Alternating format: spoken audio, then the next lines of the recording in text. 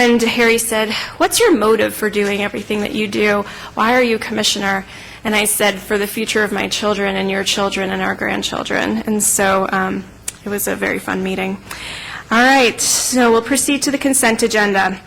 The consent agenda is intended to allow the board to spend its time on more complex items. These items are generally perceived as non-controversial and can be approved by a single motion. The public or board members may ask that an item be removed from the consent agenda for individual consideration. We have 4 items on the consent agenda today.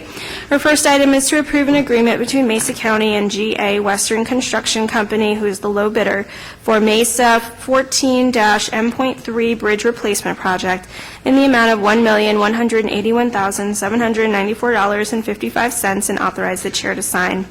Our second item is to adopt a resolution to accept a contract to buy and sell real estate from Western Slope Center for Children for the sale of 750 Main Street and 803 Root Avenue, and directing the commissioner to convey real estate to execute the terms and conditions of said contract in the amount of $1 million. Our third item is to approve an agreement between Mesa County and MM Skyline Contracting, Inc., who is also the low bidder, for MM-29.5-A.56 Bridge Replacement Project in the amount of $140,440, and authorize the chair to sign. Our fourth item is to approve a grant contract between Mesa County and the U.S. Department of Justice for funding under the Edward Byrne Memorial Justice Assistant Grant Program for the purchase of tasers in the amount of $18,141, and authorize the chair to sign.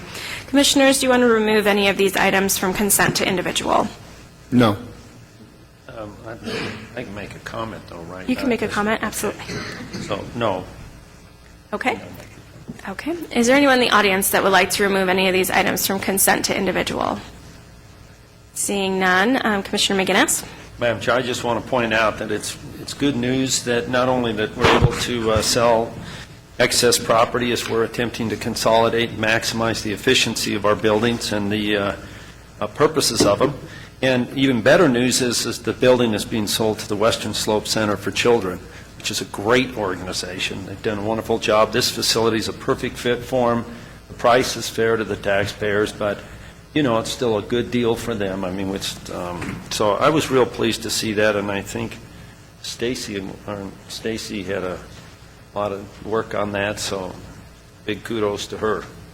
It's a win. It's a win-win for the Western Slope Center and for us. I couldn't agree more with your comments. Is that a motion to approve the consent agenda? It is. Second. All in favor of the motion, say aye. Aye. Motion passes. Our third item is to approve a grant agreement between Mesa County Government and the State of Colorado Department of Public Safety, Division of Homeland Security and Emergency Management in the amount of $52,000 for local emergency management support for the calendar year 2015, and authorize the chair to sign. This was an item that was continued from last week's agenda, and we have Andrew Martzoff from the Mesa County Sheriff's Office to present that item. Thank you, Andy. You're welcome. Good morning.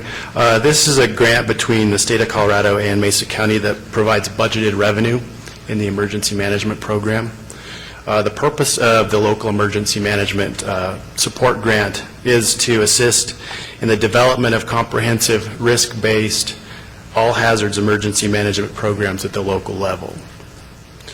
These funds are intended to reimburse the local government for up to 50% of program costs.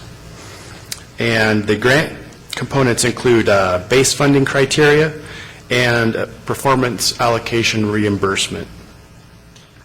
Within the base funding criteria, some of the requirements are state requirements in the performance of the grant, and there are some that are FEMA requirements that pass through from the federal grant to the state and then on to the county. And I can tell you what those are.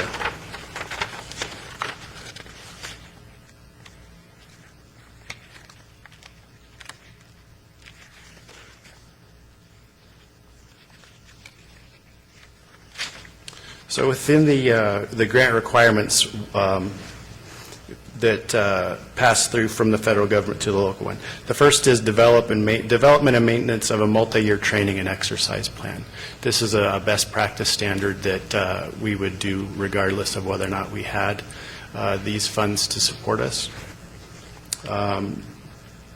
we're required to sponsor or participate in at least 3 exercises. That's another best practice item, to exercise the plans that we write and develop. So we would do that regardless. And also, we're personnel who are required, who are funded at least in part by Emergency Management Performance Grant funds, are required to meet certain training standards. Those personnel meet those standards. We're required to participate in a program called NIMSCAST. And what NIMSCAST does is it evaluates the local government's ongoing implementation of the National Incident Management System. If we did not receive these funds, we would likely not enter that data on an annual basis. And we're also, Department of Homeland Security passes through a requirement that we participate in an activity called data call. And what data call is we identify events that meet certain threshold standards that happen at the local level that might require security evaluation or heightened level of security. So those are the requirements that pass through from the federal side to the state and to the local government. This is not a mandatory grant. The revenues do reduce the general fund contribution to the program, and staff recommends that we accept the grant. Thank you, Andy. And so are these requirements things that we would be doing anyway to protect the county in an emergency management situation? Yes, all with the exception of the 2, the NIMSCAST and the data call. Those are more data collection efforts that give a higher level view of what type of events are going on and how local governments are doing and incorporating the NIMS system into their emergency work. So what would be the benefit to the county of the NIMS system?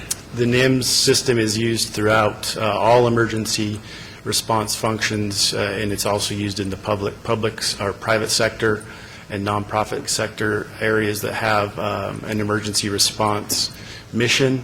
It's really the industry standard, and we would be doing that regardless. Okay, so we would be doing these things regardless, but we're getting $52,000 from the state in order to help us perform these functions that would otherwise be covered by general fund. That is correct. Okay, thank you. Any questions, Commissioner Justman? And this covers wildfires, correct? Wildfire is what we consider a high hazard in Mesa County. It is an area where I spend my time in planning and preparing, so the long answer would be yes. We've had a light season this year because of all the rain, but in the past, we've had some real issues, so this is very important. Yes. Commissioner McGinnis? No question. Okay. Is there anyone in the audience that would like to comment on this item? Seeing none, I will bring it back here for board action. I move that we accept the item. Okay. Is there a second? Second. All in favor of the motion, say aye. Aye. Motion passes. Thank you.